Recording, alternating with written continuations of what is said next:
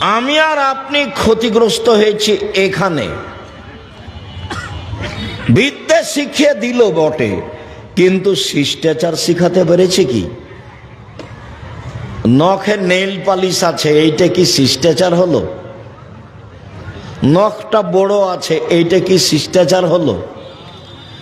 ভুরু তুলে চিকন করা আছে, এইটা কি শিষ্টাচার হলো? দাঁত ছিলে সমান করা আছে, ফাঁকা ফাঁকা করা আছে, এইটা কি শিষ্টাচার হলো? পরচুলা দিয়ে খোপা বড় করা আছে, এইটা কি শিষ্টাচার হলো? শিষ্টাচার তো এটা ইহুদি খ্রিস্টানের। তাহলে পিতা শিষ্টাচার শিখালো কি, যার কারণে রাসূলের সাথে জান্নাতে এভাবে থাকা যাবে? সম্মানিত দিনী ভাই বোন, বলছিলাম আজকের সংক্ষিপ্ত কথা, সুদ।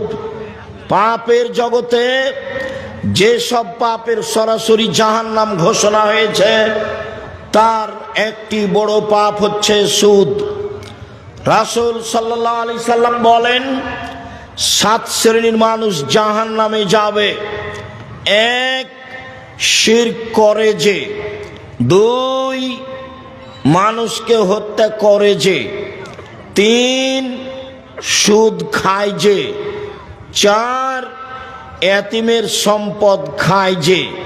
5, বাপ মাকে মানে না যে। 6, মিথ্যা সাক্ষী দেয় যে। 7, সন্তানকে হত্যা করে খাদ্যের ভয়ে যে। এরা সবাই জাহান্নামে যাবে। যাদের জাহান্নামের কথা আল্লাহ রাসূল হুবাহু সরাসরি উল্লেখ করেছেন। সম্মানিত দিনী ভাই বোন, পাপের জগতে যেগুলো সবচেয়ে বড় পাপ সিরিয়াল রয়েছে, তার একটি বড় পাপ হলো সুদ। উল্লেখ্য যে সুদের জন্য যে ভাষা আল্লাহর নবী উল্লেখ করেছেন, পৃথিবীর কোনো পাপের জন্য আল্লাহ ওইরকম ভাষা উল্লেখ করেননি।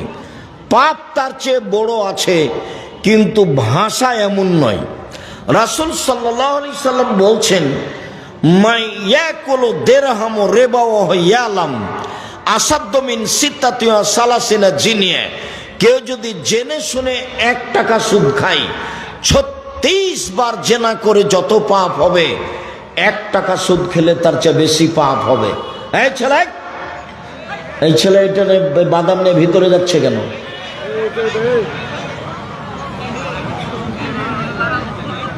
এই অভ্যাস তো খারাপ। কিছুক্ষণ অপেক্ষা